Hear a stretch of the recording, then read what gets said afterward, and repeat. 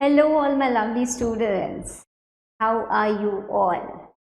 CMA inter में आपका स्वागत है and CMA inter law is the paper that we are going to discuss together. हमारी ये जर्नी बहुत ही enriching होने वाली है because you are going to learn a lot of things. At times हो सकता है यू माइट फील कि अरे यार मैम इतना सारा ये इतना सारा वो, ये तो बड़ा बोरिंग है, ये तो ऐसा है, ये तो ऐसा है, क्योंकि पूरा का पूरा पर थ्योरी सब्जेक्ट है. But I will show you secret. Secret ये है, the secret to law is actually hidden in your daily routine. बोलते हैं ना, secret to success is hidden in your daily routine. Depend करता है, आप अगर सोचो कि एक दिन पहले I am going to create some magic, तो ऐसा बिल्कुल भी नहीं होगा. Law is a consistent journey. Law में बहुत ज़्यादा ज़रूरी है that you put in efforts daily. छोटे छोटे एफर्ट्स देने हैं, बहुत ज़्यादा कुछ नहीं करना है, पर daily efforts are very important. If you think कि हाँ लास्ट मोमेंट पे हम ये कर लेंगे, ये अरे यार ये तो याद ही तो करना है, ये याद कर लेंगे, ये याद कर लेंगे, ये याद कर, कुछ याद नहीं होगा और उसके बाद इतना फ्रस्ट्रेट हो जाओगे ना, बोलोगे मैम क्या करें हम. So it is very important that you start very smoothly and हर दिन कुछ टाइम आप ज़रूर डिवोट करो. No how are we going to study, what is it all about ma'am.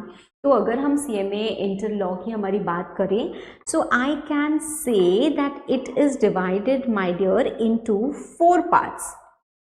हमारा क्या है, जो पेपर है आइडियली ये 4 पार्ट्स में डिवाइडेड है. सबसे पहले हमारे आते हैं कमर्शियल लॉज, उसके बाद आते हैं हमारे इंडस्ट्रियल लॉज, उसके बाद आते हैं हमारे कॉरपोरेट लॉज, और उसके बाद लास्ट पार्ट आता है हमारा ethics. Right, we have commercial laws, we have industrial laws,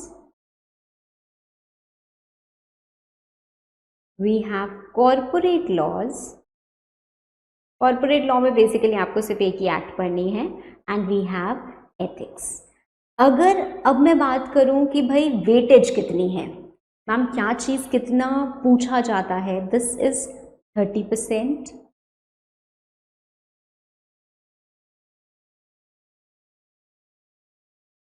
देखो, आपका जो कमर्शियल लॉज है वो है 30%, आपका जो इंडस्ट्रियल लॉज है वो है 25%. मतलब 100 मार्क्स के पेपर को इस तरीके से हम डिवाइड करते हैं. ये है हमारा 35% और ये है हमारा 10%. क्वेश्चंस आपसे ऑब्जेक्टिव सब्जेक्टिव दोनों पूछे जाते हैं. So your paper is designed with a mix of both. Objective of course you know. Subjective में अगर मैं बात करूं तो सब्जेक्टिव में आपसे क्वेश्चंस पूछे जाते हैं, some questions in the form of case study and some very direct questions. Industrial laws में in total you have 8 acts. छोटी छोटी एक्ट्स हैं, वेजेस, फैक्ट्रीज, जो बेसिकली इंडस्ट्री से जुड़े हुए लॉज होते हैं, लेबर से जुड़े हुए लॉज होते हैं, वो यहाँ पे आपको 8 एक्ट पढ़नी है. Not very big, small small acts, जिसमें आपसे 25% और स्ट्रेट अवे इफ आई से 25 मार्क्स का क्वेश्चन पूछा जाता है, divided into different parts. Right, corporate law में सिर्फ और सिर्फ आपको कंपनीज एक्ट पढ़ना है. Now companies act 2013 itself is a very huge act, 470 sections, बड़े सारे सेक्शंस हैं. इसमें हमें सेक्शन नंबर 1 to 122 तक पढ़ना है. Plus we also have to read about directors. Ethics is same, or you can say 60% it is same as foundation. अब आते हैं कमर्शियल लॉज पे. कमर्शियल लॉज में आपको जो पढ़नी है एक्ट्स, वो है पार्टनरशिप, वो है LLP, और 3 और एक्ट्स जो आपने पहले पढ़ी हुई हैं, Indian contract act, negotiable instruments act and sale of goods act. मतलब मैम ये 3 एक्ट आप पहले पढ़ चुके हो. नाउ आई कैन नॉट से कि एग्जैक्टली ये सेम चीज आपने पहले पढ़ी है. एक एक करके मैं डिस्कशन करती हूँ. LLP और पार्टनरशिप तो आपको पता ही है, of course that is not a problem. Let's first talk about Indian contract. Indian contract act में आपने स्पेशल कॉन्ट्रैक्ट्स नहीं पढ़े थे at the foundation level, that is not in your syllabus, मतलब the contract of agency, the contract of bailment, pledge, ये सारी चीज़ें advanced level पे, मतलब यहाँ पे इंटर लेवल पे आपको पढ़नी है। But now when you look at my course, मैंने शायद 50 घंटे शायद थोड़ा मैंने ज़्यादा बोल दिया, I don't remember the exact number of hours, but I have devoted such huge number of hours on Indian contract act. My dear, बहुत सारे बच्चे ऐसे हैं जिनको पता ही नहीं है भाई कि फाउंडेशन में हमने क्या पढ़ा था, क्यों पढ़ा था, क्या आता है, क्या नहीं आता है, क्या कंसेप्ट है, दे डोंट नो एनीथिंग। और फिर सवालों के वो क्वेश्चंस शुरू होते हैं कि मैम ये ऐसे क्यों हो रहा है, मैम ये क्वेश्चन है, इसका आंसर क्या होगा, इसका आंसर क्या होगा, क्योंकि ऑल्दो इंस्टीट्यूट ने आपको इंडियन कॉन्ट्रैक्ट एक्ट में इतनी चीज फाउंडेशन लेवल पे पढ़ा दी, आपके सिलेबस में इतनी प्लस इतनी और डाल दी इंटर लेवल पे। अब प्रॉब्लम क्या होती है, द इंस्टीट्यूट इज एक्सपेक्टिंग कि भाई जो फाउंडेशन पे पढ़ लिया वो तो पढ़ ही लिया ना, उसकी नॉलेज हटा के थोड़ी ना इंटर की नॉलेज गेन करनी है, उसकी नॉलेज के साथ इंटर में और नॉलेज गेन करनी है। You get my point? तो इंस्टीट्यूट क्वेश्चंस उस फाउंडेशन वाले पार्ट में से भी पूछ लेती है। अब बच्चों को प्रॉब्लम ये होती है कि हमें तो कुछ याद ही नहीं है, इसलिए मुझे पढ़ाना पड़ जाता है। पर मेरी सिंसियर रिक्वेस्ट है सारे स्टूडेंट्स से कि भाई आपका कोर्स इतना का ना इतना हो जाएगा, तो आप डिसाइड कीजिए हाउ मच यू नो। एक बार क्विक रिव्यू करना है तो रिव्यू कर लीजिए। अगर आपको लगता है कि इस पर्टिकुलर टॉपिक में मुझे प्रॉब्लम है, सिर्फ वो वीडियो देखो आगे पीछे करके। इंडियन कॉन्ट्रैक्ट एक्ट में इतने सारे वीडियोस तभी देखो जब आपके पास एम्पल ऑफ टाइम है और आप लर्निंग गेन करना चाहते हो बहुत अच्छे तरीके से, then you can easily watch all the videos. क्योंकि बनाए तो है ना मैंने आपके लिए, तो देखो, अच्छी बात है देखो। पर इस बात को ध्यान में रख के देखना कि मैंने बनाए हैं, but it is not for every student. वो स्टूडेंट जिन्होंने ये बहुत अच्छे से पढ़ाई की and they have adequate knowledge, भाई आप उतने वीडियोस छोड़ के उसके बाद से शुरू करो। Of course you will have to check, मैं वीडियो नंबर आपको नहीं बता सकते, आपको थोड़ा सा देखना पड़ेगा कि हाँ यहाँ से स्पेशल कॉन्ट्रैक्ट शुरू हो रहे हैं, आपको समझ में सब चीज़ अच्छे से आ जाएगी, तो भाई वहाँ से पढ़ो, ठीक है। वैसे ही नेगोशिएबल इंस्ट्रूमेंट्स एक्ट में भी एडवांस्ड लेवल की पढ़ाई आपको करनी है। बहुत बेसिक्स की नेगोशिएबल इंस्ट्रूमेंट क्या होते हैं, प्रॉमिसरी नोट क्या होता है, बिल्स ऑफ एक्सचेंज क्या होते हैं, चेक क्या होता है, ये सारी चीज़ें स्टार्टिंग के कुछ लेक्चर्स आप स्किप भी कर सकते हो based on your knowledge. Sale of Goods Act, it is the same, so you may skip it if you know it, ठीक है। तो ये बात हुई हमारे कमर्शियल लॉज की।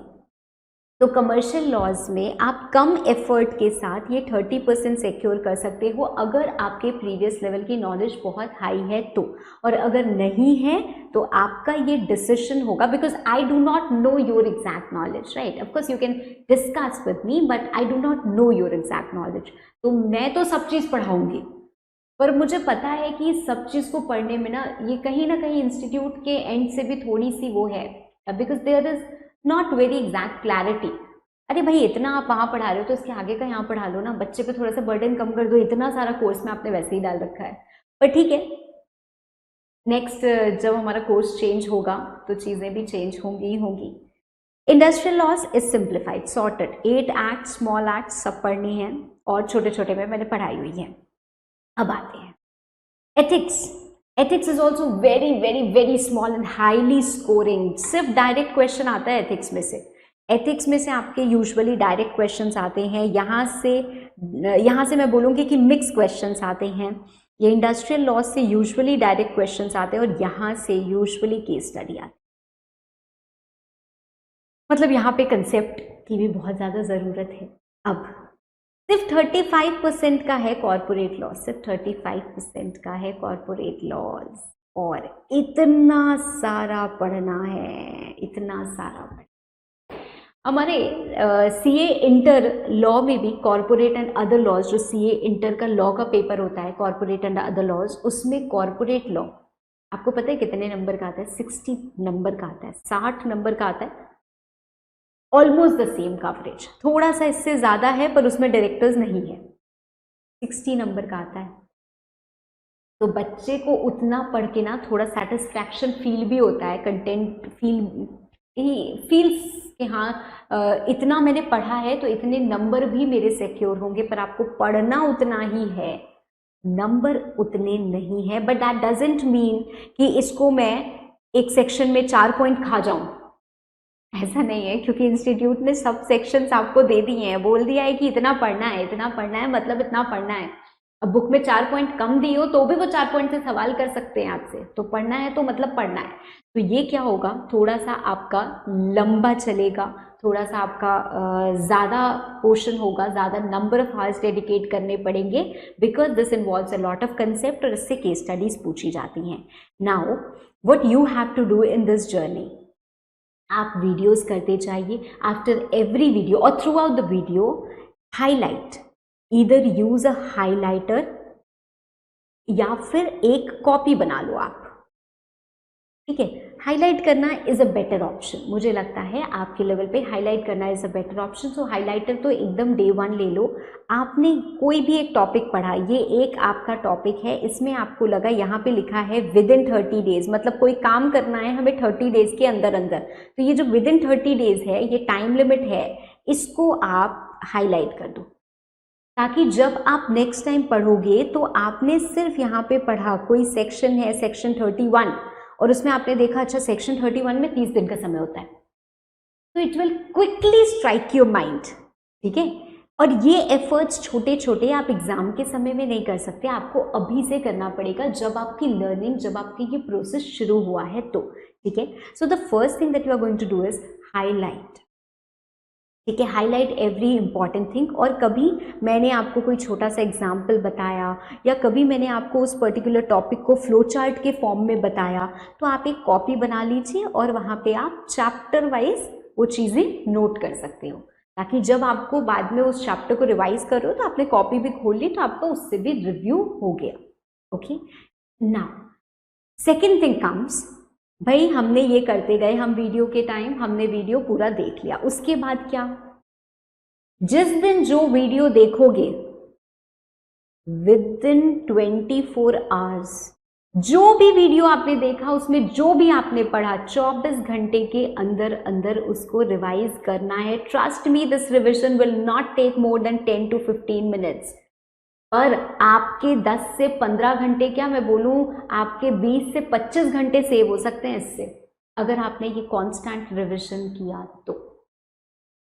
सो जिस दिन जो वीडियो देखना है 10 से 15 मिनट उसको रिवाइज करना ही करना है। Now the next thing comes, chapter आप एंड जब करेंगे, once you end the chapter you have to practise. भाई क्वेश्चंस बहुत ज़रूरी होते हैं, क्वेश्चंस करना बहुत ज़रूरी होता है। एक तो हमारी राइटिंग इम्प्रूव होती है, राइटिंग स्किल्स इम्प्रूव होती हैं, और हमें पता होता है कि एग्जामिनेशन के लिए हम तैयार हैं या नहीं हैं। तो इंस्टीट्यूट क्या करती है, बहुत सारे मॉक टेस्ट पेपर्स वगैरह रिलीज़ किए हैं, पर वो सब हमें कब करने हैं, जब हमारा पूरा का पूरा कोर्स कंप्लीट हो जाए। चैप्टर के ख़त्म होने के बाद हम क्या कर सकते हैं, फॉर दिस पर्टिकुलर पार्ट आपको एम्पल ऑफ क्वेश्चंस मिलेंगे, क्योंकि यहाँ पे केस स्टडी पूछी जाती है, तो हर तरीके से हमें आपको डिज़ाइन करके देना पड़ेगा। एथिक्स में और इन सब में आपको, इसमें भी आपको मिलेगा, बट यूजुअली डायरेक्ट क्वेश्चंस हैं। तो इन सारी एक्ट में आप क्या करोगे, जो आपका इंस्टीट्यूट का मटेरियल है, इंस्टीट्यूट का जो मटेरियल है उसमें चैप्टर के एंड में क्वेश्चंस होते हैं, ठीक है। इन क्वेश्चंस को आपको सॉल्व कर लेना है। सॉल्व कैसे करना है, बाय राइटिंग, ओरली नहीं कि हाँ ये तो पता है मुझे, ये तो ऐसे हो जाएगा, वो तो वैसे हो जाएगा, ये ऐसे वो ऐसे नहीं करना है, लिख लिख के प्रैक्टिस करनी है, ठीक है। तो सबको क्या करना है, इन सारे क्वेश्चंस को you have to solve by, chapter एक एंड हुआ, मेक श्योर आपकी जो कॉपी बनी हुई है उस चैप्टर में आपने 10 क्वेश्चन अगर दिए हैं तो 10 के 10 सॉल्व हो, एकदम वैसे सॉल्व हो जैसे अगर आपसे एग्जामिनेशन में पूछा जाएगा तो आप किस तरीके से, किस बढ़िया प्रेजेंटेशन के साथ यू विल सॉल्व इट, वैसे सॉल्व होने, ठीक है। So if you continue to revise, if you continue to highlight, if you continue practising the questions, और जब आप सारे वीडियोस देख के सारे चैप्टर्स कंप्लीट कर लोगे, then you will be ready और आप फाइनल रिविजन करेंगे of course the full course, and then you attempt those mock test papers जो इंस्टीट्यूट 5-6 कितने सारे रिलीज कर देती है। इस बार के पिछले बार के सब मिला के कर लो यार, तो 10 पेपर कर लिए बहुत हो गया, अच्छी तैयारी आपकी हो जाएगी, right. And you will have all that idea also कि हमें एग्जामिनेशन में कैसे अपीयर होना है, ओके। और इस जर्नी में फिर हमें साथ में बहुत कुछ अचीव करना है, तो ये तो होगा ही होगा। So I hope we have got an idea and overview कि हमारे CMA इंटर के लॉ के सिलेबस में क्या चीज़ें हैं, हमें किस तरीके से अप्रोच रखना है, and how we have to, right. Hello all of you, let's start our today's class. और सबसे पहले हम शुरू करने वाले हैं हमारा पहला चैप्टर कंपनीज एक्ट 2013 का, जो कि है preliminary. As I have already told you, हमारा जो पूरा का पूरा कंपनीज एक्ट है वो 29 चैप्टर्स में डिवाइडेड है, और हर चैप्टर में क्या है, कुछ सेक्शंस है। सबसे पहले अगर हम बात करें सबसे पहले चैप्टर की, दैट इज चैप्टर प्रिलिमिनरीज में सिर्फ और सिर्फ 2 सेक्शंस आते हैं, section number 1 and section number 2। Section number 2 usually of any act is definitions. Usually, ऐसा नहीं है कि हर एक्ट का सेक्शन नंबर 2 डेफिनेशंस ही होगा, कुछ एक्ट्स में अलग भी होता है। सेक्शन 1 की अगर हम बात करें तो section 1 tells us about the basics. Section 1 tells us about the basics, that is applicability and extent, short title applicability commencement. That is what is given in section number 1. क्या हम इस एक्ट को बुलाएंगे, कहाँ कहाँ ये एप्लीकेबल होगी या लागू होगी, राइट, एंड कब से ये एप्लीकेबल होगी, ठीक है। So these are few details which are given in section number 1 of the act. आज हम डिस्कस करने वाले हैं section 1 along with the definition part section number 2। Now as regards the definitions, अभी तो आपको बहुत सारी डेफिनेशन पढ़नी है। अभी देखो, इसी में आप देखोगे तो आपको दिखेगा कि अरे मैम चलती जा रही है, इतनी definition part is very boring, ऐसा हमारा दिमाग में मिसकंसेप्शन था। अब ऐसा नहीं होता है, ठीक है। तो पर फिर भी बहुत सारी डेफिनेशंस अभी भी यहाँ पे मैंने इंक्लूड नहीं की हैं, उसका एक रीजन है। I've written over here some important definitions की सेक्शन समरी है, दैट इज सेक्शन वाइज आप देख सकते हो कि कौन से सेक्शन में कौन सी डेफिनेशन फॉल करती है। Reason for not including all the definitions in this chapter is because हम सारी डेफिनेशंस याद कर लें, मान लीजिए समझ भी लें, याद भी कर लें, उसके बाद जब उस डेफिनेशन की एक्चुअल में ज़रूरत होगी ना, तब आप उसको भूल चुके होगे। जैसे अगर मैं बात करूँ शेयर कैपिटल की, शेयर कैपिटल बड़े सारे तरीके के होते हैं, ऑथराइज्ड होता है, नॉमिनल, वो क्या कहते हैं, पेड अप कैपिटल होता है, सब्सक्राइब्ड होता है, इशूड होता है, पढ़ा भी होगा। इतने सारे तरीके के कैपिटल होते हैं, अगर मैं अभी आपको सारी डेफिनेशंस पढ़ा दूँ तो ठीक है, आपको सब समझ में आएगा। पर जब एक्चुअल में मैं शेयर कैपिटल आपको पढ़ाऊंगी और उस चैप्टर तक पहुंचूंगी तो शायद आप वो चीज़ें याद ना कर पाओ या रिलेट ना कर पाओ, ठीक है। तो बहुत सारी डेफिनेशंस ऐसी हैं जो हम अभी नहीं पढ़ेंगे, और हम जैसे जैसे हमारा रिक्वायरमेंट होगा जिस चैप्टर में, उस समय में आपको पढ़ाती जाऊंगी, ठीक है। But some basic definitions and some very important definitions we are going to read separately in this particular chapter only, ठीक है। चलो, सबसे पहला सवाल, क्योंकि हम पढ़ रहे हैं कंपनीज एक्ट के बारे में, तो हमें पता होना चाहिए कि कंपनी क्या होती है। कंपनी का मीनिंग की अगर हम बात करें, it is a voluntary association of persons registered with ROC to achieve some common objective. This is already done. Section 2 clause 20 में कंपनी डिफाइंड है। सेक्शन 2 क्लॉज 20 में कंपनी डिफाइंड है। It means a company incorporated under companies act 2013 और under any of the previous laws relating to company. मतलब कोई company अगर companies act 2013 में registered है तो हम उसे कंपनी मानेंगे, अगर वो किसी प्रीवियस कंपनी लॉ में रजिस्टर्ड है तो भी हम उसे कंपनी मानेंगे for this particular section, for this particular act. देखो, कंपनी बड़ा कॉमन सा टर्म है, अरे यार उसने एक कंपनी खोली है, हम कॉमन लाइफ में ऐसे ही किसी भी चीज को कंपनी बोल देते हैं, और यार उसने कंपनी बोली, बड़ी छोटी सी कंपनी, नहीं नहीं मेरा काम, मेरी तो छोटी सी कंपनी है, मैं तो छोटा सा काम करता हूँ, उसकी तो बड़ी कंपनी है। तो ऐसे टाइप के जो वर्ड्स हम यूज करते हैं कॉमनली, दैट कंपनी में also mean a partnership firm, पर वो बोल रहा है कंपनी, क्योंकि लोगों में अवेयरनेस नहीं होती है कि कंपनी एग्जैक्टली क्या है। तो company is something which is registered. अगर आप कंपनीज एक्ट 2013 के प्रोविजंस को फॉलो करके रजिस्टर होते हो, कंपनी बनाते हो, तभी वो कंपनी कहलाएगी। हाँ, बहुत सारी कंपनीज हैं हमारी, पुरानी पुरानी कंपनीज, रिलायंस इंडस्ट्रीज बहुत पहले बनी थी, ठीक है। तो या मान लीजिए there is any company ABC limited जो बनी है 1912 में, सॉरी 1912 में, तो क्या वो कंपनी कंपनी नहीं है? तब तो कंपनीज एक्ट 2013 था ही नहीं ना। कंपनीज एक्ट 2013 कब आया है? कंपनीज एक्ट 2013 आपका आया है 29 अगस्त 2013 को प्रेसिडेंट की एसेंट मिली है, और 30 अगस्त को एक्चुअली सेक्शन 1 नोटिफाई हुआ है। तो सेक्शन 1 जब नोटिफाई होगा तभी हम आगे चीजों की बात कर सकते हैं ना। तो कंपनीज एक्ट, उसके बाद 12 सितंबर को काफी सारे सेक्शंस नोटिफाई हुए, तो ऐसे ऐसे धीरे धीरे आया है ना।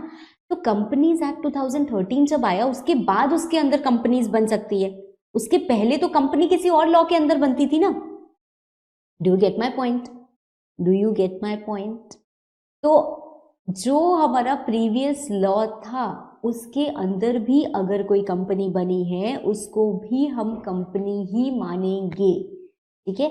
Doesn't matter whether it is incorporated in companies act 2013 और प्रीवियस कंपनी लॉ, ठीक है। अभी मैं आपको बताऊंगी what is previous company law. सबसे पहले quick recall, Companies Act 2013 has total 470 sections, 7 schedules, divided into 29 chapters, and a substantial part of this act is in rules. ये एक्ट आई थी कंपनी से जुड़े हुए लॉ को बनाने के लिए, लॉ को अमेंड करने के लिए, और इसको प्रेसिडेंट की एसेंट मिली 29 अगस्त को। सेक्शन 1 वाज नोटिफाइड ऑन 30 अगस्त, ठीक है।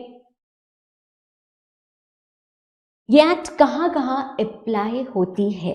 ये एक्ट कहाँ कहाँ अप्लाई होती है? See, whenever I am talking about any rule, any कोई भी कानून की हम बात करते हैं, तो उसका एक स्कोप होता है। अगर आपके घर में कोई रूल बना है और आपने बोला कि इस घर में जितने भी बच्चे रहते हैं they have to be back home by 10 PM, सबको घर वापस आ जाना है रात में 10 बजे तक, और आपके पड़ोसी का कोई बच्चा है, नेबर का कोई बच्चा है, और वो रात में 12 बजे आ रहा है, तो क्या आप उसको पनिश कर सकते हो? आप उसको कंट्रोल कर सकते हो? आजकल खुद के बच्चे कंट्रोल नहीं होते, दूसरे के बच्चे को हम क्या कंट्रोल करेंगे, राइट। आप उसको थोड़ा सा सरकाज़म दे सकते हो, थोड़ा सा टॉन्ट कर सकते हो, ये सब चीज़ें कर सकते हो, but you can not control the child. Why? Because वो आपके परव्यू के, आपके दायरे के बाहर की बात है। वैसे ही हमारे कानून का भी एक दायरा है, ठीक है। आप किस पे वो लॉ लगा सकते हो, ये आपको सोचना है। तो गवर्नमेंट सोचती है, जो भी लॉ बनाने की जिसके पास पावर होते हैं वो सोचते हैं कि this law should be made applicable पूरे इंडिया को। पहले जब ये Jammu and Kashmir reorganisation act नहीं पास हुई थी, तो उसके पहले क्या होता था, we had to ask Jammu and Kashmir, वहाँ के, कि क्या डिस्कशन होता था that whether a law can be made applicable without वो परमिशन के, क्योंकि उनको एक स्पेशल स्टेटस कन्फर किया गया था, ठीक है। तो पहले लॉज के बारे में कुछ चीजें डिफरेंट होती थी। Now the acts are applicable throughout India. तो कंपनीज एक्ट 2013 पे जो हमारी है पूरे इंडिया पे एप्लीकेबल होती है, क्योंकि इंडिया के बाहर क्या हो रहा है इसको कंट्रोल हमारा कॉन्स्टिट्यूशन नहीं कर सकता है ना।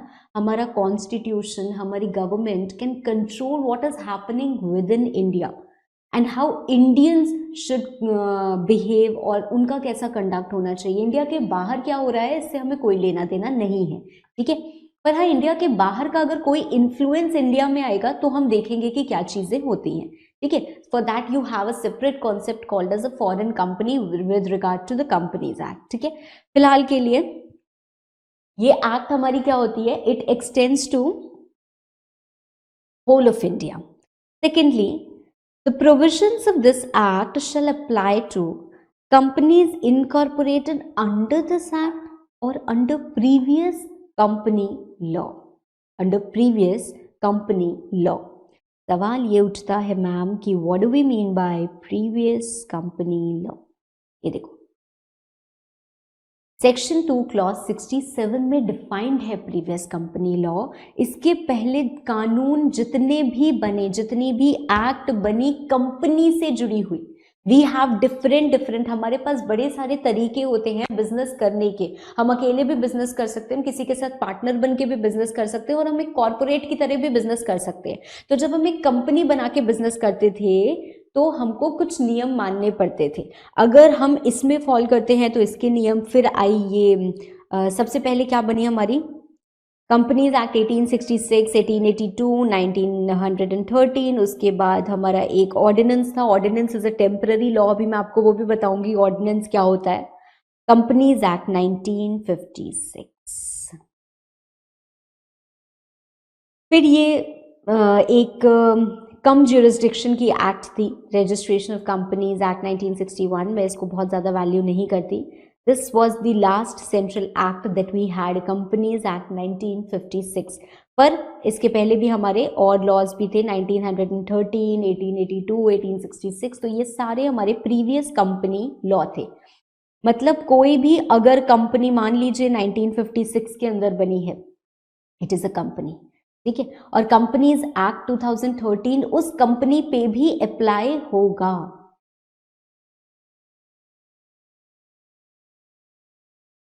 कंपनीज एक्ट 2013 उस कंपनी पे भी अप्लाई होगा। से फॉर एग्जांपल हमारे कोई भी कोर्स होते हैं, किसी भी तरीके का कोर्स है, हम बड़े सारे प्रोफेशनल कोर्सेज करते हैं। कभी हम किसी प्रोफेशनल कोर्स को कोई नाम दे देते हैं, कभी कोई नाम दे देते हैं। मान लीजिए कभी उसको हमने कहा कि फाइनल है, कभी हमने उसको कह दिया कि प्रोफेशनल है, कुछ भी हम नाम दे दे।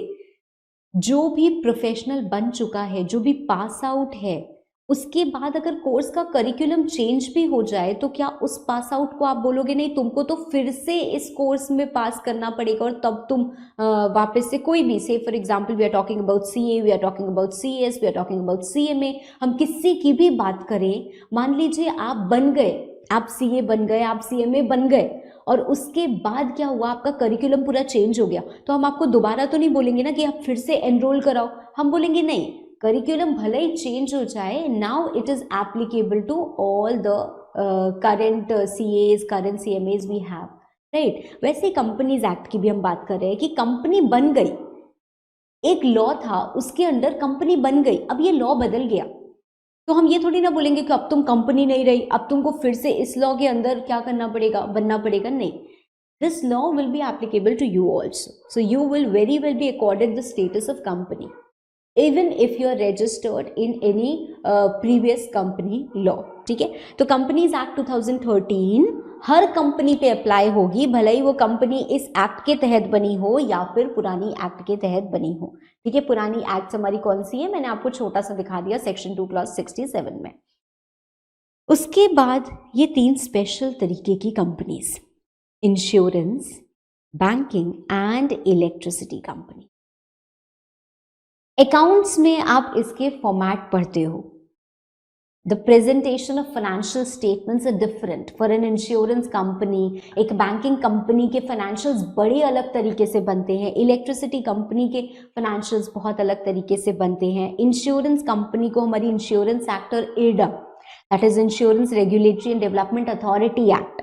बैंकिंग कंपनीज को हमारी banking regulation act plus RBI, बड़े सारे प्रोविजंस है। इलेक्ट्रिसिटी कंपनीज को हमारी इलेक्ट्रिसिटी एक्ट, ये हमारी स्पेसिफिक एक्ट है। बैंकिंग कंपनी के लिए क्या होता है, आप एक कंपनी बनाते हो, कंपनीज एक्ट 2013 में ही आप कंपनी बना रहे हो, उसके बाद you need to obtain a licence, ठीक है। तो आरबीआई आपको लाइसेंस कन्फर करता है to work as a banking company. जब आपने वो लाइसेंस लिया तो आपके ऊपर कंपनीज एक्ट तो लग ही रहा था क्योंकि आप एक कंपनी थे, आपने लाइसेंस लिया तो आपके ऊपर बैंकिंग रेगुलेशन एक्ट भी लग गया, आपके ऊपर आरबीआई भी आपको कंट्रोल करने लगा।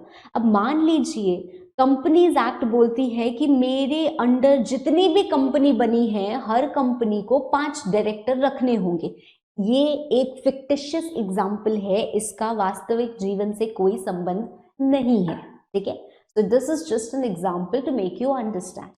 से फॉर एग्जाम्पल कंपनीज एक्ट में बोला गया कि मेरे अंदर जितनी भी कंपनीज बनी है सबको 5 डायरेक्टर रखने होंगे, और बैंकिंग रेगुलेशन एक्ट ने कहा कि हर बैंक को कम से कम 10 डायरेक्टर रखने होंगे.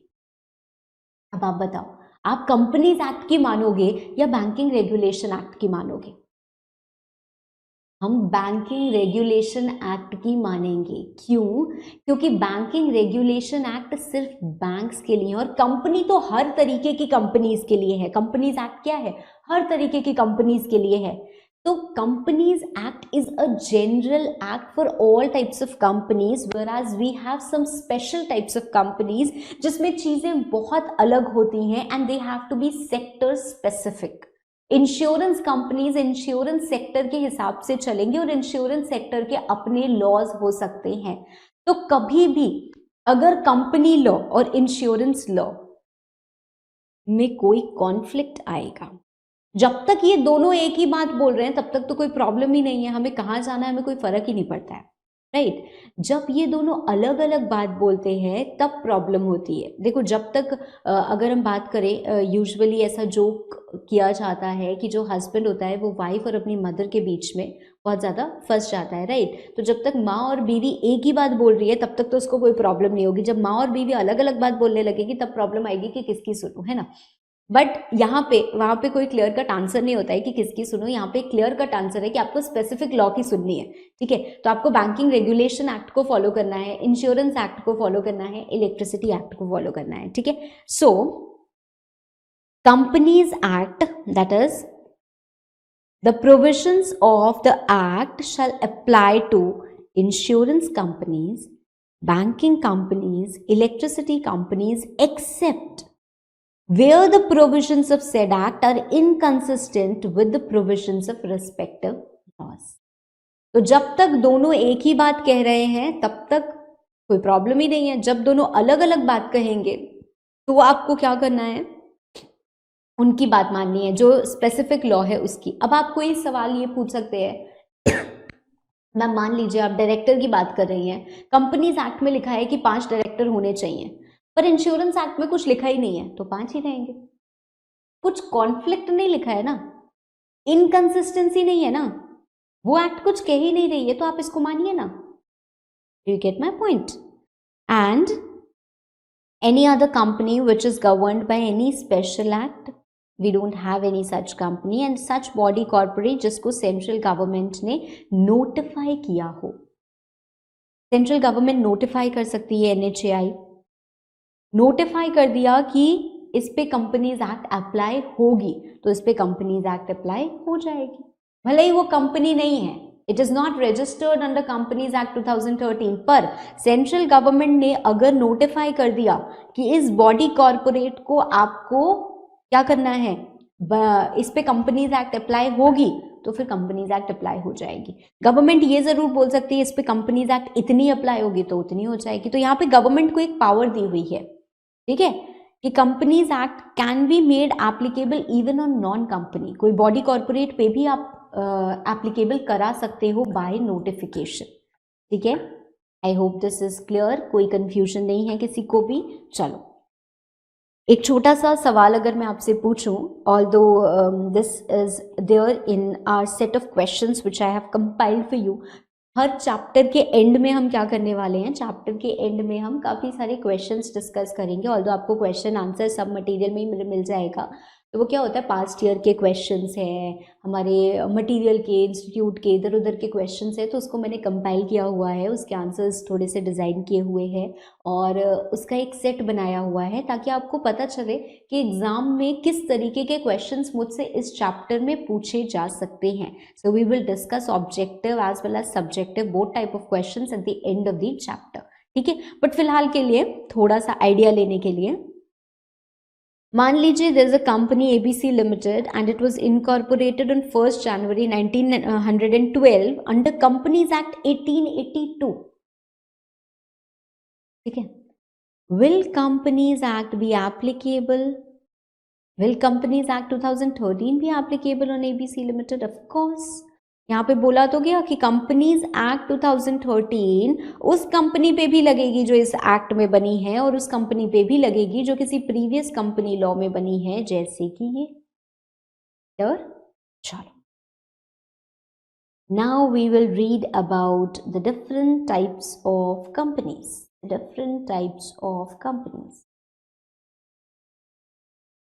On the basis of incorporation, companies को हम कैसे कैसे क्लासिफाई कर सकते हैं। हमारी रजिस्टर्ड कंपनी होती है which is defined in section 2 clause 20, जो मैंने आपको बता दिया। हमारी chartered company which is governed by some special और पर्टिकुलर चार्टर, और हमारी स्टैट्यूटरी कंपनी। चार्टर कंपनी जैसे हमारी कोई भी विच इज़ से फॉर एग्जाम्पल जैसे हमारी ईस्ट इंडिया कंपनी, हमारा बैंक ऑफ इंग्लैंड, ये सारे क्या आ जाते हैं, हमारे चार्टर्ड कंपनी में आ जाते हैं। फिर हम बात करें अगर स्टैट्यूटरी कंपनी की, तो statutory company by any special act of parliament, जैसे मैं बोलती हूँ LIC हो गई, या आपके क्या होते हैं जो बॉडी कॉर्पोरेट्स होते हैं which are not registered under companies act 2013, however वो बॉडी कॉर्पोरेट्स होते हैं, they are kind of statutory companies. ठीक है, वो उनका अपना कोई अलग स्टैट्यूट है जो उनको गवर्न करता है। ठीक है, तो उस तरीके की हमारी कंपनीज को बोला जा सकता है। On the basis of liability,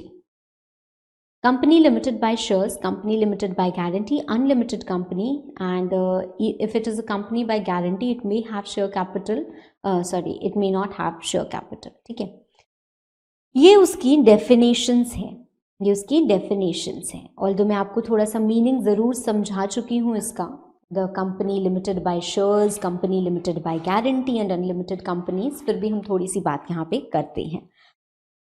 सबसे पहले अगर हम बात कर रहे हैं कंपनी लिमिटेड बाय शेयर्स, मतलब वो एक ऐसी कंपनी है जिसमें जो भी पैसा लगा रहा है उसकी लायबिलिटी, हम पैसा लगा रहे हैं मतलब हम कहीं ना कहीं कंपनी में इन्वेस्ट कर रहे हैं, राइट। तो हम अगर पैसा लगा रहे हैं तो हमारी लायबिलिटी, हम कोई भी बिजनेस में पैसा लगाते हैं तो रिस्क इन्वॉल्व होता है कि नहीं होता है, राइट।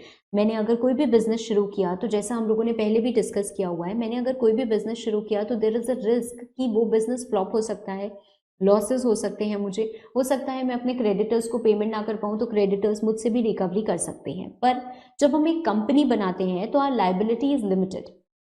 हो सकता है बिजनेस को लॉस हो, यहाँ पे भी हो सकता है रिकवरी की भी बातें आए, पर मुझसे पर्सनल ग्राउंड्स पे रिकवरी नहीं की जा सकती है, क्योंकि मेरी जो लायबिलिटी है कंपनी के प्रति या कंपनी के किसी भी स्टेक होल्डर के प्रति वो लिमिटेड है।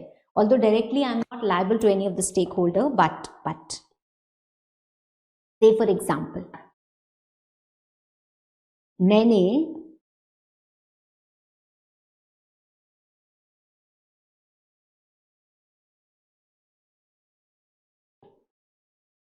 मैंने कोई कंपनी के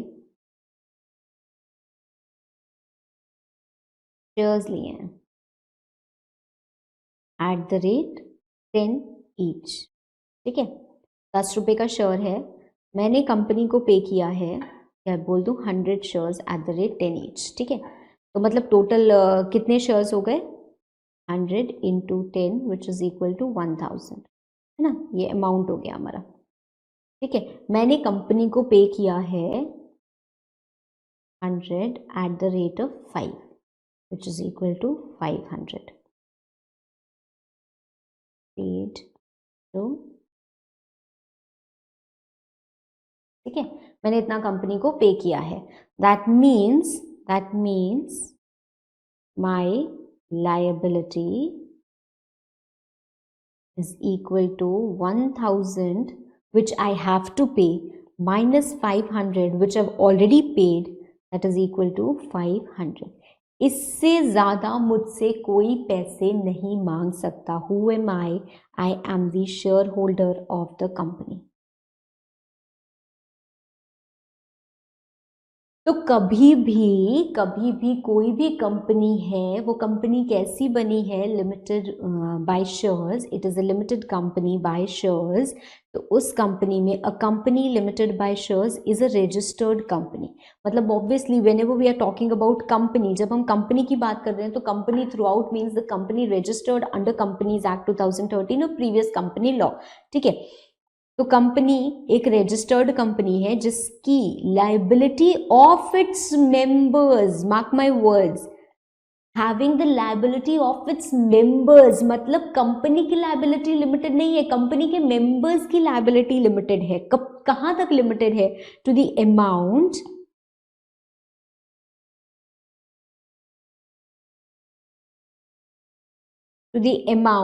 if any unpaid on shares respectively held by them। मान लीजिए the person has paid full amount, इसने एक बार 500 पे किया या एक साथ इसने पूरा का पूरा ये अमाउंट पे कर दिया, अब इसकी लाइबिलिटी क्या हो गई? जीरो हो गई। तो he does not have any liability, ठीक है, अब इसकी कोई भी लाइबिलिटी नहीं है, ठीक है। तो देखो द लाइबिलिटी इफ एनी, हो सकता है हमारा सारा का सारा अमाउंट पेड हो सकता है हमने कुछ अमाउंट अनपे किया, अभी पे नहीं किया, तो जो अमाउंट अभी हमने पे नहीं किया है वही हमें फ्यूचर में पे करना है। This is defined in section 2 clause 22। Company limited by guarantee, section 2 clause 21, it means a company having the liability of its members. Again company की लाइबिलिटी अभी भी अनलिमिटेड है, ठीक है। कंपनी को अगर 5 करोड़ का भी नुकसान हो जाता है तो कंपनी ये नहीं बोल सकती नहीं मेरी लायबिलिटी तो सिर्फ 5 लाख तक लिमिटेड है, मैं आपको 5 करोड़ का लोन क्यों वापस करूं। तो कंपनी की लायबिलिटी अनलिमिटेड है, कंपनी के मेंबर्स की लायबिलिटी लिमिटेड है। कहां तक लिमिटेड है? उस अमाउंट तक जो कि उन्होंने वादा किया है कि वो देंगे कंपनी को अगर कंपनी बंद हो जाएगी तो। अगर कंपनी बंद होने की नौबत आती है तो उन्होंने अंडरटेक किया है, they have given an undertaking to the company that I guarantee to pay you a sum of 2 lakh rupees, तो आपको 2 लाख रुपए देना पड़ेगा। आपने गारंटी लिया 50,000 की, आपकी लायबिलिटी 50,000। आपने गारंटी लिया 5 करोड़ की, आपकी लायबिलिटी 5 करोड़ की, ठीक है। Unlimited companies, we hardly find such companies. ये एक ऐसी कंपनी है जहां पे लायबिलिटी अनलिमिटेड होती है मेंबर्स की। There is absolutely no limit on the liability. मतलब अगर it is exactly like proprietorship firm, ठीक है। अगर 5 करोड़ का भी अमाउंट देना है तो 5 करोड़ का आपको देना पड़ेगा। पर देखो होता क्या है, let's say for example he is a member, कहाँ आप उड़ते जा रहे हो, he is a member of unlimited company, ठीक है। एक अनलिमिटेड कंपनी है, उसके ये मेंबर है, ठीक है। मिस्टर भोलू, मिस्टर भोला कर देते हैं, ही लुक्स इनोसेंट, राइट। तो मिस्टर भोला ये जो मेंबर है, ये एक अनलिमिटेड कंपनी के मेंबर है। इनके पास एक खुद का घर है, एक खुद का प्यारा सा घर है जिसकी वैल्यू है 50 lakhs, ठीक है। इनके पास एक खुद की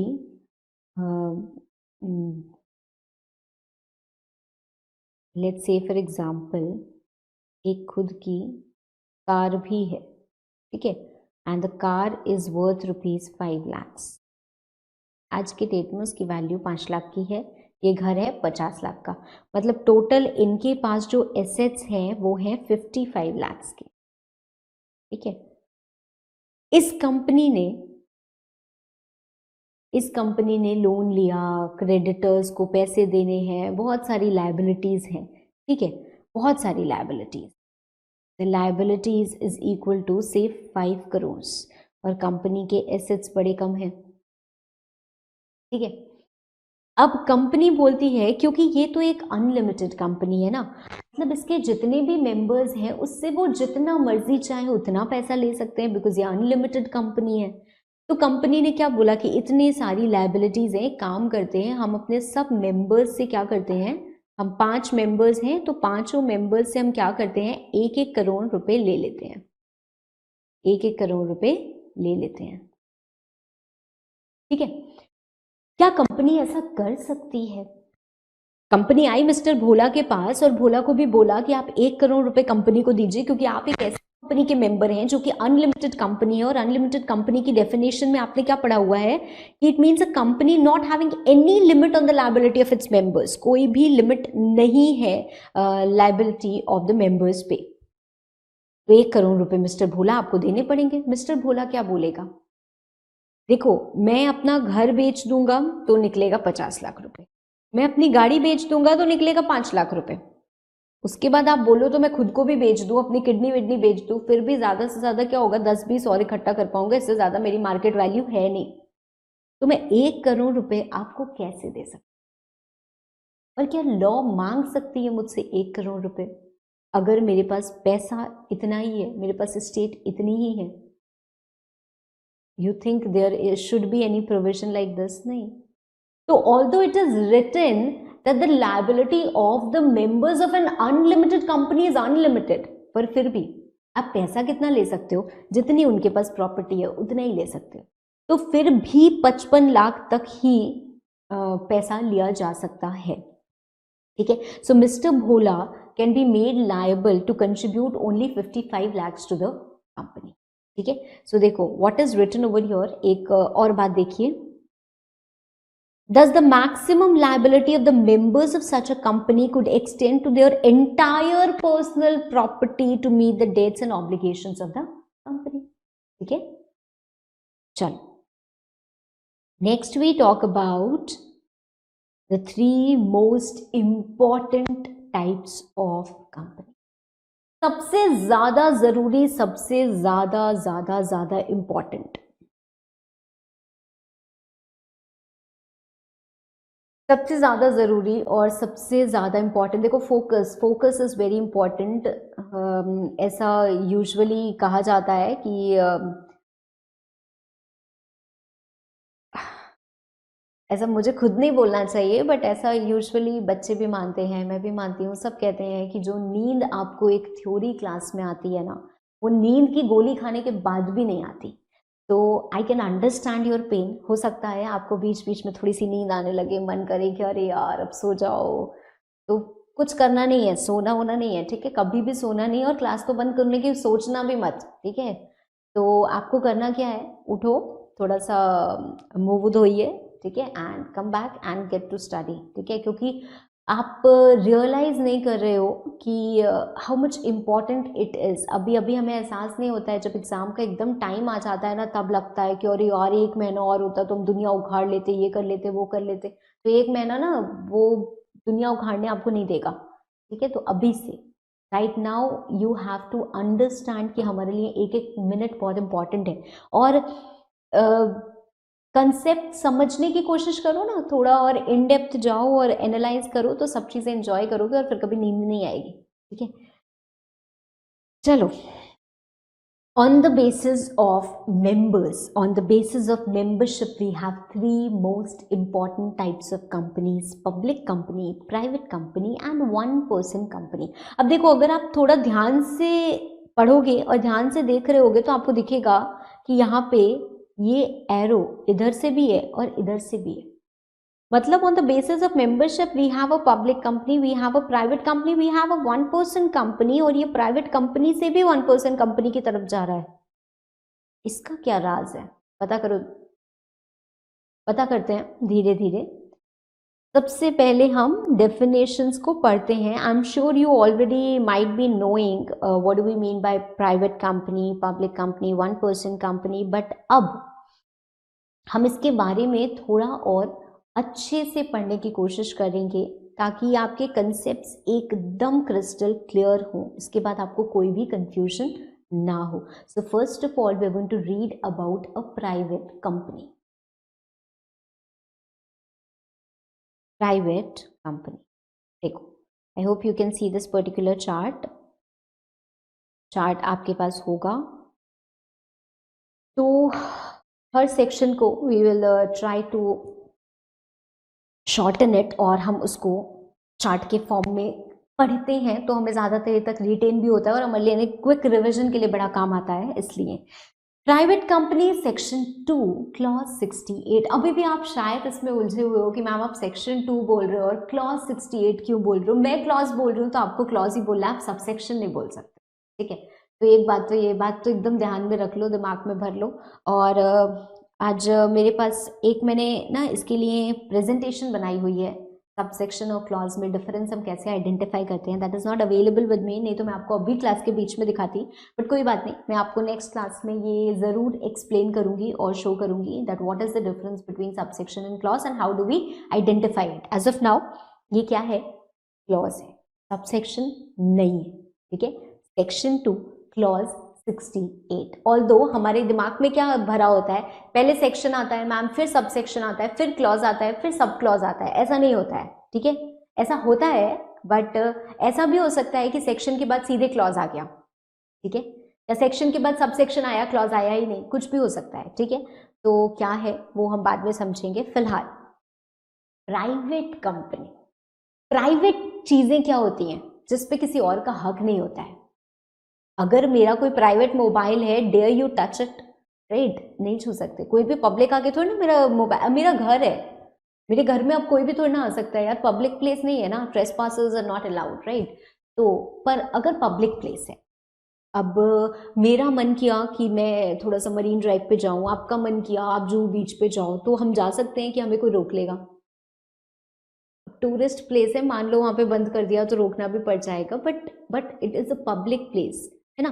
तो जैसे प्राइवेट कंपनीज में रिस्ट्रिक्टेड एंट्री होती है, प्राइवेट प्लेसेस में रिस्ट्रिक्टेड एंट्री होती है, if it is a private party not anyone can come into that party, आपके पास प्रॉपर इनविटेशन पास होना चाहिए तभी आप उस पार्टी में जा सकते हो।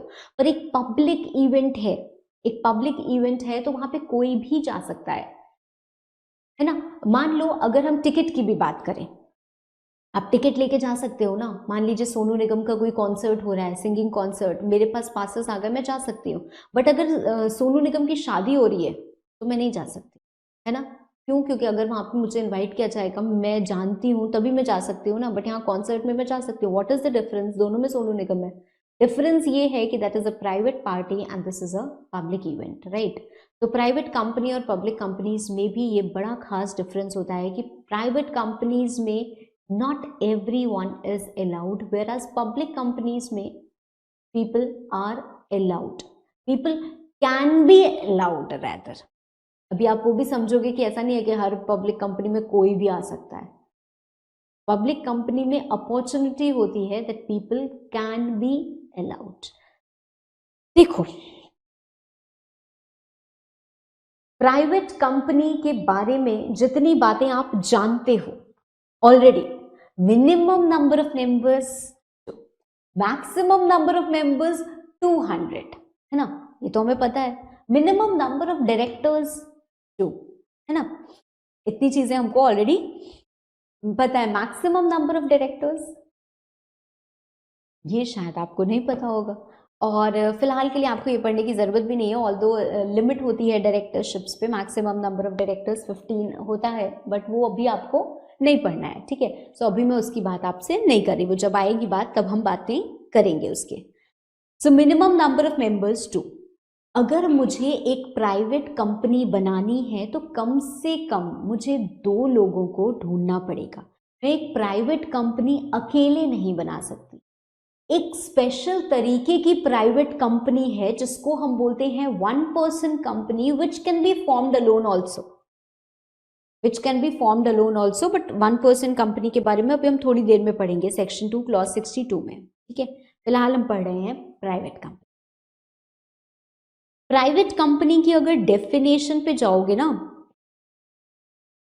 So private company means a company having minimum paid up share capital as may be prescribed and which by its articles restricts the right to transfer the shares, limits the number to 200, prohibits invitation। 3 बातें लिखी हुई हैं articles में। एक private company ऐसी होती है जिसके आर्टिकल्स में ये रिस्ट्रिक्शन होता है, प्रोहिबिशन होता है और लिमिटेशन होता है। कुछ समझ में आ रहा है? धीरे धीरे, थोड़ा थोड़ा। देखो, जब हम पार्टनरशिप बनाते हैं तो पार्टनरशिप में क्या होता है, एक पार्टनरशिप एग्रीमेंट होता है जो हमको बताता है कि अच्छा 50% मेरा 50% आपका, मुझे सैलरी मिलेगी आपको नहीं मिलेगी, एटसेट्रा एटसेट्रा। कुछ बातें, प्रोप्राइटरशिप है तो जो मेरा है वो मेरा ही है, कोई और है ही नहीं, है ना, तो हमें कुछ लिखने की ज़रूरत ही नहीं है।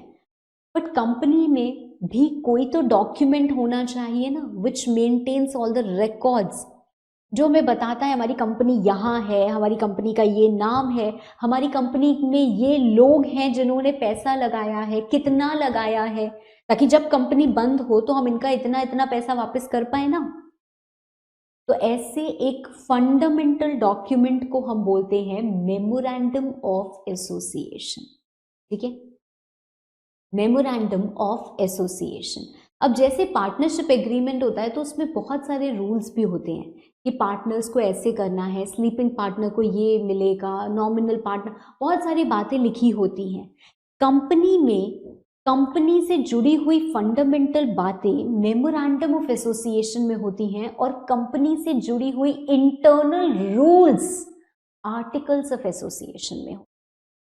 ठीक है, आर्टिकल्स ऑफ एसोसिएशन में होते हैं। अभी हम मेमोरेंडम आर्टिकल सबके बारे में पढ़ेंगे। आर्टिकल्स ऑफ एसोसिएशन में internal rules of the company, how the company will B governed.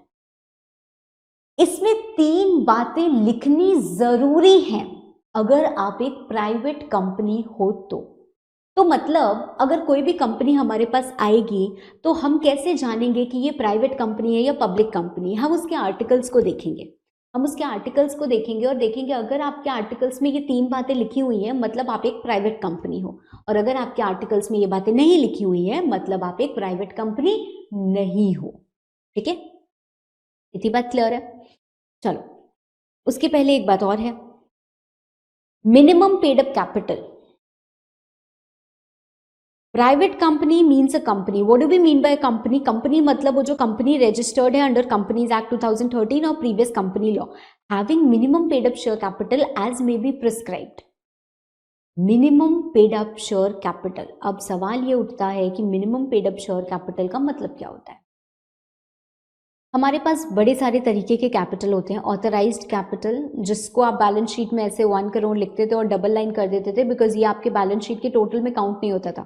Authorised capital, जो कंपनी ऑथराइज्ड है कि पूरी जिंदगी में हम इतना पैसा लोगों से ले सकते हैं, मेंबर्स से, पब्लिक से, जो भी है, तो ये हम ऑथराइज्ड हैं इतना पैसा लेने के लिए, राइट?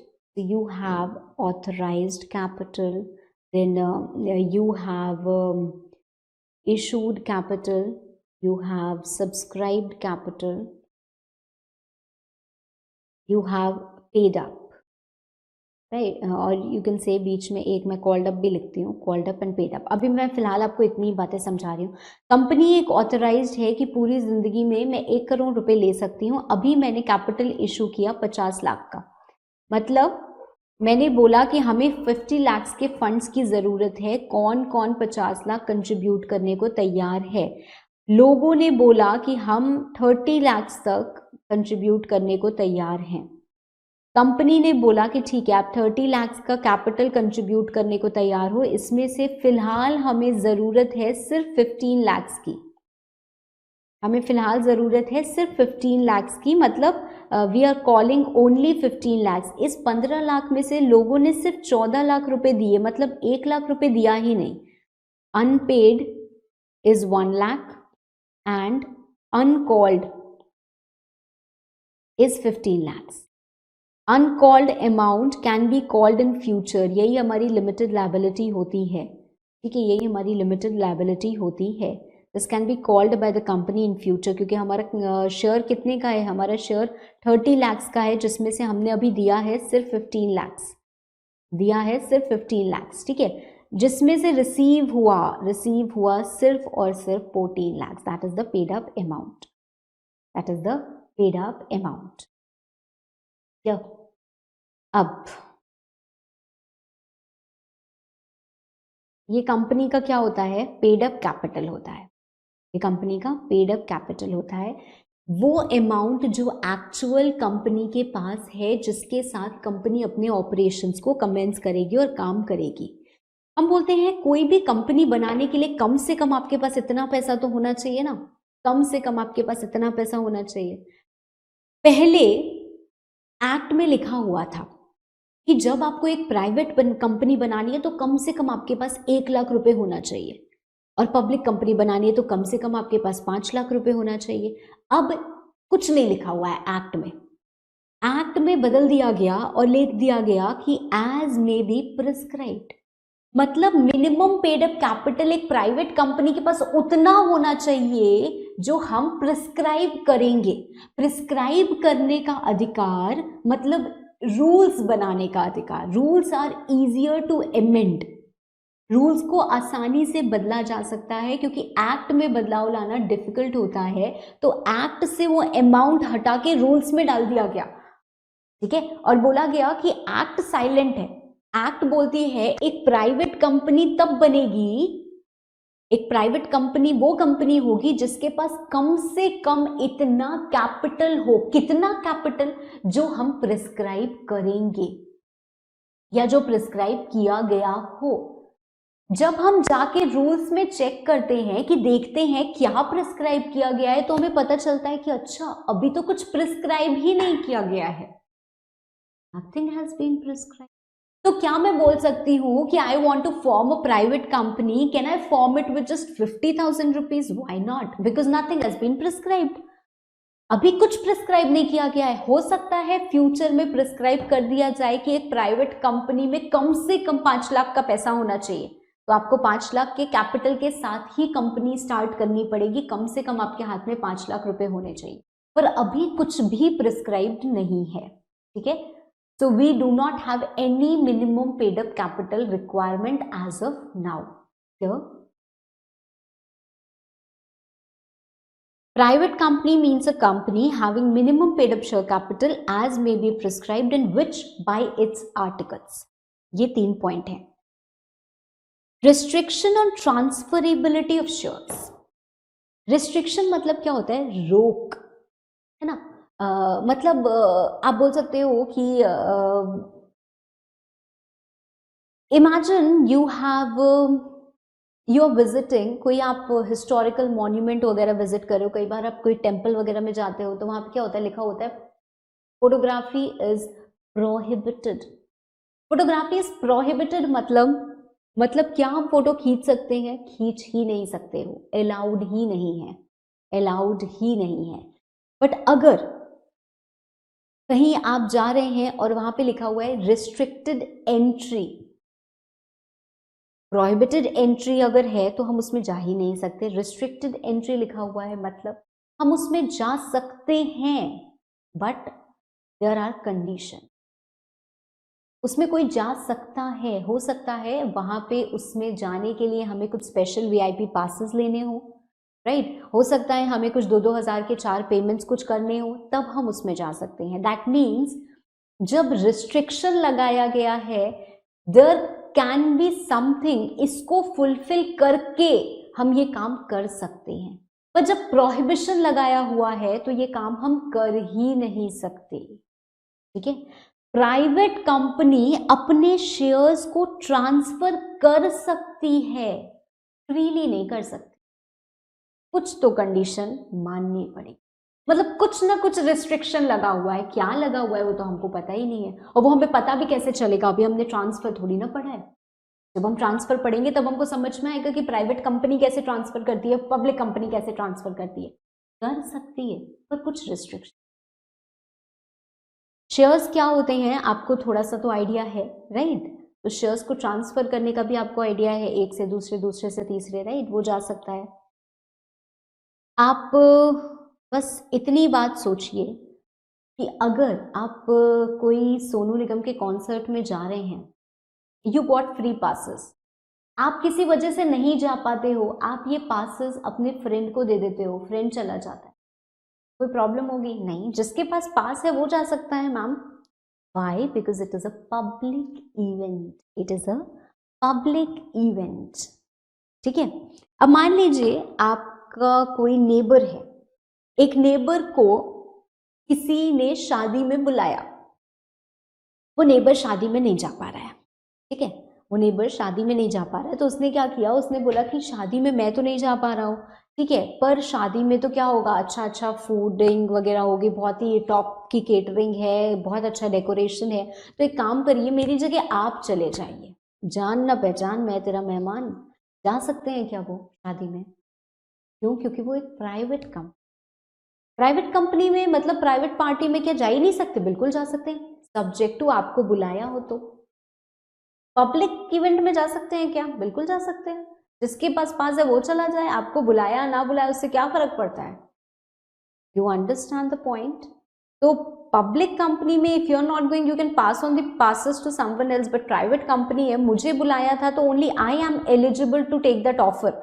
अगर मैं नहीं जा पा रही, इसका मतलब ये नहीं कि मैं अपनी जगह किसी और को भेज दूं। ठीक है? Prohibition on invitation to public to subscribe for securities.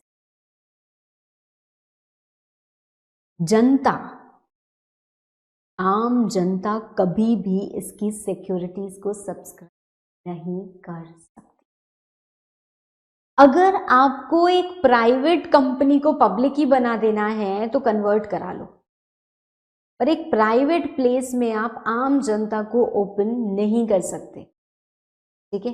It is very clearly specified कि देयर इज कंप्लीट प्रोहिबिशन। मतलब अगर मैंने एक प्राइवेट कंपनी बनाई है, मैंने मान लीजिए सनी और बनी दो लोगों ने मिलके एक प्राइवेट कंपनी खोली। अब उस प्राइवेट कंपनी में और पैसों की जरूरत है, we need more funds in that particular company.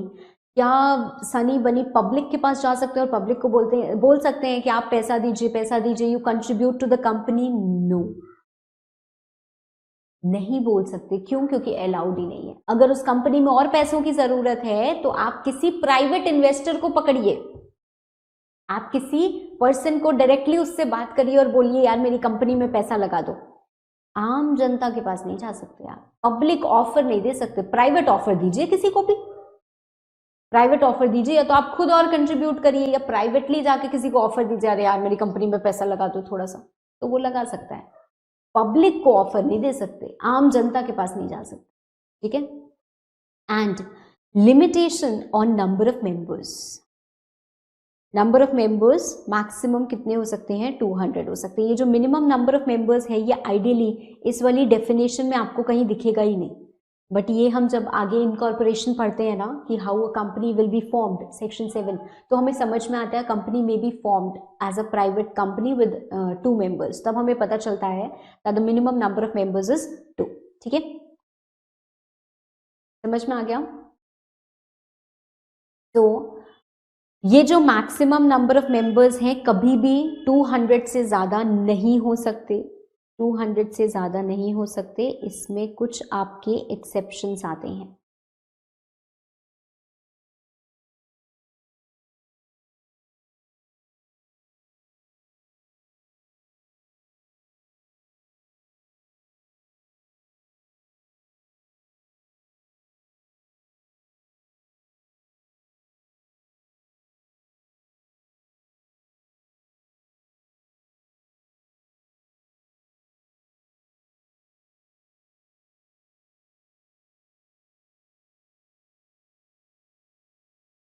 इसको अभी हम फिल करेंगे। ठीक है?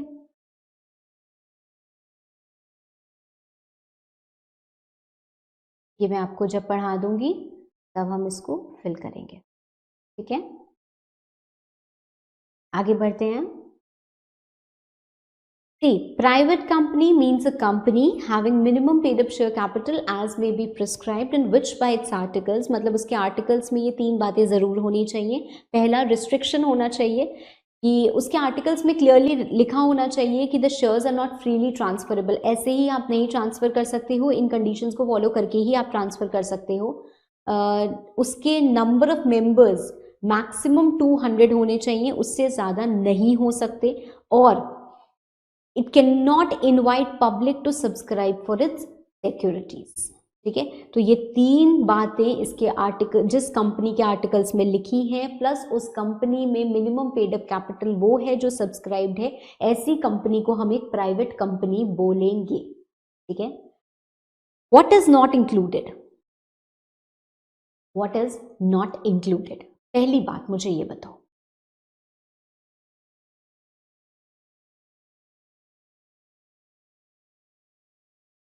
मान लीजिए वी हैव 2 people। ठीक है? हमारे पास ये दो लोग हैं, ठीक है। एक कंपनी का शेयर है, एक कंपनी का शेयर है 1 करोड़ रुपीज, ठीक है। 1 करोड़ रुपीज का कंपनी का शेयर है। He wants to invest in this particular company share, उसको कंपनी का बस एक शेयर खरीदने का मन है। उस शेयर की वैल्यू मान लीजिए 1 करोड़ रुपए है। तो ये मिस्टर ए और लेट्स से फॉर एग्जांपल ये मिसेस ए, ठीक है। ये मिस्टर ए, ये Mrs A. Again it is a fictional story. Mister A के पास सिर्फ 50 लाख रुपए हैं। मिस्टर ए ने बोला कि मुझे ये शेयर्स खरीदने हैं, पर मेरे पास तो क्या है, सिर्फ 50 लाख रुपए हैं, तो मैं ये शेयर कैसे खरीदूं। तो मिसेस ए ने कहा कि मेरे से आप ले लो 50 लाख रुपए, I will contribute 50 lakh to you. तो ये दोनों ने मिलके क्या किया, इन दोनों ने मिलके क्या किया, ये एक शेयर खरीदा कंपनी का 1 करोड़ रुपए। मतलब अब इस, अगर मैं शेयर की बात करूं, इस शेयर का ओनर कौन है, who is the holder of this particular share. I can not से कि वो सिर्फ मिस्टर ए हैं, आई कैन नॉट इवन से कि वो सिर्फ मिसेस ए हैं, ये दोनों इस शेयर के ओनर हैं, ये दोनों इस शेयर के ओनर हैं, राइट। अब अगर हम कंपनी में काउंट करते हैं कि कंपनी में कितने शेयर होल्डर्स हैं, कंपनी के पास कितने शेयर होल्डर्स हैं, ठीक है। तो कंपनी के पास ऑलरेडी 199 शेयर होल्डर्स थे। अब हमने कहा कि ये मिस्टर ए भी हो गए, मिस्टर ए और मिसेस ए भी शेयर होल्डर हैं, तो इन दोनों को मिला के कंपनी के शेयर होल्डर्स तो 201 हो जाएंगे। And it is a private company, एक प्राइवेट कंपनी में मैक्सिमम सिर्फ 200 शेयर होल्डर्स हो सकते हैं। तो ये तो क्या हो जाएगा, कॉन्ट्रावेंशन हो जाएगा, ये तो पेनाल्टी लग जाएगी, अब ये तो कुछ गलत हो जाएगा कंपनी का। तो सवाल उठा कि क्या मिस्टर ए और मिसेस ए दो हैं या एक ही हैं। जब शेयर एक, तो शेयर होल्डर भी एक, भले ही उन्होंने जॉइंटली होल्ड किया है एक share, they will be counted as one shareholder only. So joint shareholders will be counted as one. Joint shareholders will be counted as one. ठीक है। अब say for example एक कंपनी है, ठीक है, एक कंपनी है, एक प्राइवेट कंपनी हम मानते हैं, मान लीजिए एक कंपनी है, private company ABC private limited. इसमें ऑलरेडी 100 मेंबर्स हैं। इस कंपनी का मन है कि ये कंपनी अपने एम्प्लॉइज को शेयर्स इशू करे। कंपनी बहुत अच्छा काम कर रही है, बहुत अच्छा ग्रो कर रही है, तो कंपनी चाहती है कि हम अपने एम्प्लॉइज का भी मोटिवेशन थोड़ा बूस्ट करें, तो हम उनको भी क्या करना चाहते हैं, हम उनको भी शेयर्स इशू करना चाहते हैं। ठीक है, आप शेयर्स इशू करना चाहते हैं, आप बिल्कुल कीजिए। तो कंपनी के जो टोटल एम्प्लॉइज है ना, वो 150 है। टोटल एम्प्लॉइज कितने हैं, 150।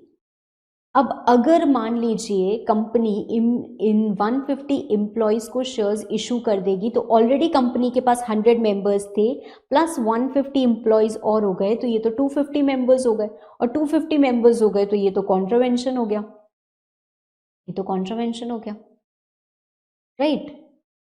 तो अब क्या किया जाए, क्या हम ऐसा नहीं कर सकते? तो कंपनीज एक्ट का नहीं, हम इतने हार्श नहीं है आपके ऊपर, आप प्राइवेट कंपनी हो, पर हम समझते हैं कि आपके पास बहुत सारे एम्प्लॉइज हो सकते हैं, क्योंकि जितना छोटा हम प्राइवेट कंपनीज को समझते हैं ना, उतनी छोटी स्केल पे प्राइवेट कंपनीज ऑपरेट नहीं करती हैं। आज के टाइम में आपने इतनी बड़ी बड़ी कंपनीज देखी हैं, आप फ्लिपकार्ट, राइट, फ्लिपकार्ट सुना है ना, Flipkart was acquired by Walmart, है ना, वॉलमार्ट ने अराउंड मोर देन 80% शेयर्स खरीद लिए फ्लिपकार्ट के और उसको अपनी सब्सिडियरी बना लिया, है ना। तो ये सब कंपनीज क्या है, फ्लिपकार्ट हो गई, अमेजोन हो गई, आपकी ये सब प्राइवेट कंपनीज है, इतनी लार्ज स्केल पे ऑपरेट कर रही हैं। ये कंपनीज क्या है, प्राइवेट कंपनीज हैं। There are so many private companies जो इस लार्ज स्केल पे ऑपरेट कर रही हैं, जिसपे आप सोच भी नहीं सकते। पब्लिक स्टेक नहीं है ये, इसमें बिल्कुल नहीं है। तो 2 लोग मिलके 4 लोग मिलके भी कंपनी को इतना बड़ा बना सकते हैं, that is not a problem. So अगर इतनी बड़ी कंपनी बन गई है तो उसमें बहुत सारे एम्प्लॉयज होंगे ऑब्वियसली। आई कैन नॉट से कि उसमें सिर्फ 10-12 एम्प्लॉयज हैं, और उन एम्प्लॉयज को मोटिवेट करने के लिए हो सकता है कंपनी उनको शेयर्स देना चाहे, कुछ भी करना चाहे, शेयर्स इशू करना चाहे, उनको कुछ एडेड एडवांटेज देना चाहे, तो ये हमने अलाउ किया। कंपनीज एक्ट ने कहा कि आप इशू कीजिए, आप एम्प्लॉयज को जो शेयर्स देंगे वो एम्प्लॉयज आपके नंबर ऑफ मेंबर्स में काउंट नहीं होंगे। एक सवाल यहां से अगेन उठता है और कंफ्यूजन उठता है कि मैम मान लीजिए हमने 100 मेंबर्स ऑलरेडी थे हमारे पास, 150 मेंबर्स को, 150 एम्प्लॉयज को हमने और शेयर्स इशू कर दिए, तो अब जब ईयर एंड पे कंपनी ने डिविडेंड अनाउंस किया, final dividend on shares, company ने फाइनल डिविडेंड अनाउंस किया ऑन शेयर्स। डिविडेंड क्या होता है? जब कंपनी को बहुत प्रॉफिट होता है तो कंपनी प्रॉफिट बांट देती है इन द फॉर्म ऑफ डिविडेंड। तो जब कंपनी प्रॉफिट बांटेगी तो क्या अपने सिर्फ इन 100 मेंबर्स को बांटेगी? क्योंकि ये 150 मेंबर्स को तो हम मेंबर्स मान ही नहीं रहे हैं, ये जो 150 एम्प्लॉयज हैं इनको तो हम मेंबर्स मान ही नहीं रहे हैं, तो क्या हम इनको डिविडेंड नहीं देंगे? द आंसर इज नो, हम बिल्कुल इनको डिविडेंड देंगे। इनके पास डिविडेंड का, वोटिंग का, जो भी एक शेयर होल्डर के पास अधिकार होता है वो सब अधिकार होगा इनके पास, फिर भी it will not B contravention of section 2। जो हम पढ़ रहे हैं सेक्शन 2 क्लॉज 68 में प्राइवेट कंपनी की डेफिनेशन, जहां पे लिखा है उनके आर्टिकल्स में कि 200 से ज्यादा मेंबर्स नहीं हो सकते, उन 200 मेंबर्स की लिमिट को काउंट करने के लिए ये एम्प्लॉयज इंक्लूड नहीं होंगे। Otherwise at all places they will be treated as shareholders only. ठीक है, समझ में आई बात? क्लियरली समझ में आई? चलो, so 2 or more persons when they hold shares jointly they will be treated as single member. Further, that persons who are in the employment of the company and persons who have been in the employment of the company shall not be included in the number of members.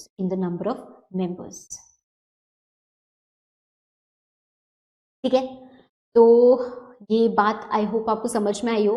पहली बात तो हमने current employees की बात की, दूसरी बात हम करते हैं फॉर्मर एम्प्लॉयज की। फॉर्मर एम्प्लॉयज का मतलब क्या है?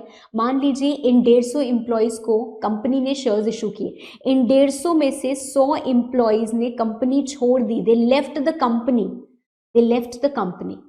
तो अब ये हमारी कंपनी के एम्प्लॉयज नहीं हैं, बट ये कंपनी के शेयर होल्डर्स हैं, तो क्या इनको अब हम काउंट करेंगे और अब हमारा कॉन्ट्रावेंशन हो जाएगा? नहीं, हमने कहा आपने जब भी शेयर्स किसी को इशू किए as an employee, they will not be counted for the purpose of calculating the limit of 200 members. 200 members की जो लिमिट है उसको कैलकुलेट करने में हम एम्प्लॉयज को इंक्लूड नहीं करेंगे, भले ही वो आपके अभी के एम्प्लॉयज हो या उन एम्प्लॉयज ने छोड़ दिया हो और अब वो पास्ट एम्प्लॉयज बन गए हो, तो भी उन्होंने शेयर्स कब लिए थे? एज एन एम्प्लॉय लिए थे ना, तो हम उनको इंक्लूड नहीं करेंगे, clear? I'll discuss with you the question also with regard to this particular topic. हम जब लास्ट में क्वेश्चंस डिस्कस करेंगे तो मैं आपको इसकी केस स्टडी दिखाऊंगी, बताऊंगी कि कैसे कैसे क्या क्या चीज़ें हो सकती हैं। अदरवाइज अगर हम प्राइवेट कंपनी की बात कर रहे हैं तो प्राइवेट कंपनी में आपसे डायरेक्ट क्वेश्चंस भी पूछे जा सकते हैं। What do we mean by private company? एक प्राइवेट कंपनी के आर्टिकल्स में क्या क्या चीज़ें लिखी होती हैं, ठीक है? तो इस टाइप के डायरेक्ट क्वेश्चंस पूछे जा सकते हैं, या फिर ये जो एम्प्लॉयमेंट से रिलेटेड है, ऐसा ही कोई भी क्वेश्चन हो सकता है कि एक कंपनी है उसमें ऑलरेडी 100 मेंबर्स हैं और वो कंपनी अपने 150 एम्प्लॉयज़ को और शेयर्स इशू करना चाहती है, क्या ये कॉन्ट्रावेंशन है? तो आप लिखेंगे नहीं, ये कॉन्ट्रावेंशन नहीं है। ये सवाल बिल्कुल मन में लाना भी मत, क्या मैम बस ऐसे यस और नो लिख देंगे, आपने तो बताया ही नहीं कि आंसर एग्जाम में कैसे लिखना है। बिल्कुल भी मत लेके आना ये सवाल, क्योंकि मैं आपको बहुत सारे आंसर्स, इनफैक्ट आपको सारे आंसर्स लिखे हुए मिल जाएंगे, how do you write answers. फिर भी जब हम आंसर राइटिंग अभी डिस्कस करेंगे at the end of the chapter, then I will explain you everything, ठीक है? सो इतनी बातें समझ में आ गई?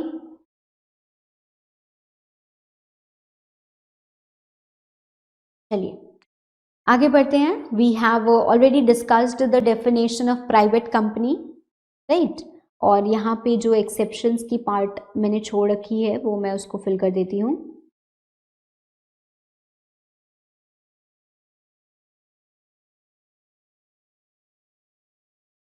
Present as well as past employees. Okay, present और पास्ट एम्प्लॉयज इसमें इंक्लूडेड नहीं होते हैं. ठीक है, इसके बाद हम बात करते हैं. First of all I discuss with you about one person company, और उसके बाद हम पब्लिक कंपनी की बात करेंगे, बिकॉज पब्लिक कंपनी में मुझे काफ़ी कुछ आपको समझाना है. वन पर्सन कंपनी थोड़ी सी सिंपल है, इसलिए पहले मैंने वन पर्सन कंपनी यहाँ पे लिखा हुआ है. Section 2 clause 62. One person company means a company in which only one person is a member. It is a private company with some unique features. Chart में देखेंगे तो हमें कुछ बातें और मिल जाएंगी. नाम से बता रहा है हमको one person company. One person company मतलब एक इंसान मिलके कंपनी बना सकता. अब सोचो जरा कि अगर किसी एक ने कंपनी बनाई, ठीक है, हम बोलते हैं कि अगर दो लोग हैं, जो आपने एक कंसेप्ट पढ़ा है ना परपेचुअल सक्सेशन का, एक ही पर्सन ने कंपनी बनाई, कंपनी अलग वो पर्सन अलग, बट डू यू थिंक वो कंपनी सक्सीड कर पाएगी अगर उस पर्सन को कुछ हो जाए तो? इमीडिएटली कैसे कोई उस कंपनी को रिवाइव कर पाएगा? प्रैक्टिकली सोचो. whenever we are talking about any private company, ठीक है, हम ये बोलते हैं even if all the members die the company will continue its existence, है ना, कुछ होगा नहीं कंपनी को. पर फिर भी आप प्रैक्टिकली सोचो तो जिस कंपनी में 7 शेयर होल्डर है, अरे 4 की डेथ भी हो गई तो भी 3 है, और जो 4 की डेथ हुई है उनके शेयर्स ट्रांसमिट हो जाएंगे और उनके लीगल हेयर आ जाएंगे, है ना. पर एक वन पर्सन कंपनी है जिसमें एक ही पर्सन है, वो कंपनी मैनेज भी कर रहा है, मतलब वो खुद कंपनी का डायरेक्टर भी है, मान लीजिए वो कंपनी का मेंबर भी है, कंपनी उसने पैसा भी खुद ही लगाया है, चला भी खुद ही रहा है, हर चीज खुद कर रहा है, तो इट बिकम्स वेरी डिफिकल्ट. तो जो परपेचुअल सक्सेशन वाली चीज है ना, वो कहीं ना कहीं अपनी एसेंस को लूज करेगी. इसलिए वन पर्सन कंपनी के केस में आपको एक पर्सन को नॉमिनेट करना बहुत जरूरी हो जाता है. You need to appoint a nominee. You need to appoint a nominee कि अगर जो सोल मेंबर है उसकी डेथ हो जाए या वो किसी वजह से फंक्शन ना कर पाए, वो इनकैपेबल हो जाए, तो जो नॉमिनी है वो ओवरटेक कर ले और कंपनी को चलाए. हो सकता है अभी थोड़ी बातें कम समझ में आ रही हूँ. वन पर्सन कंपनी जब मैं आपको इनकॉर्पोरेशन बताऊंगी ना, तो I will actually discuss with you that one person company, forming a one person company is like getting married. तो जैसे आपको शादी के लिए जो स्टेप्स होते हैं ना, वही वन पर्सन कंपनी के भी स्टेप्स होते हैं. ठीक है, पर अभी हम वो नहीं डिस्कस कर रहे हैं. अभी मैं आपको ब्रीफ में बस बता रही हूँ कि वन पर्सन कंपनी क्या होती है. एक ही मेंबर होता है और वो अकेला डायरेक्टर भी बन सकता है. मतलब वन पर्सन कंपनी में मिनिमम मेंबर कितने मैम? 1. मैक्सिमम मेंबर कितने? वो भी 1. मिनिमम डायरेक्टर कितने? 1. मैक्सिमम डायरेक्टर कितने? 15.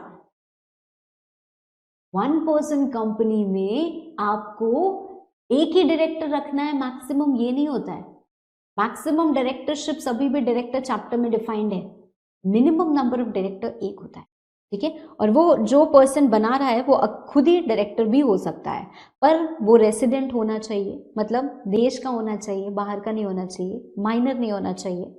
वो एक से ज़्यादा वन पर्सन कंपनी नहीं बना सकता है, और उसको एक नॉमिनी ज़रूर ज़रूर ज़रूर देना होता है. One person company section 8 company के काम ना कर सकती है और ना सेक्शन 8 कंपनी में बदल सकती. सेक्शन 8 कंपनी, सेक्शन 8 कंपनी मतलब नॉट फॉर प्रॉफिट ऑर्गेनाइजेशन. छोटी छोटी बातें अभी हम कर रहे हैं. We are just getting an idea of one person company. This when we talk about its incorporation, तो मैं इसको बहुत डिटेल में आपको बताऊंगी. ठीक है, इतनी बातें क्लियर हैं. चलिए अभी हम ये वाला सेशन यहीं पे वाइंड अप करते हैं, और नेक्स्ट क्लास में हम स्टार्ट करेंगे with the public company. Thank you.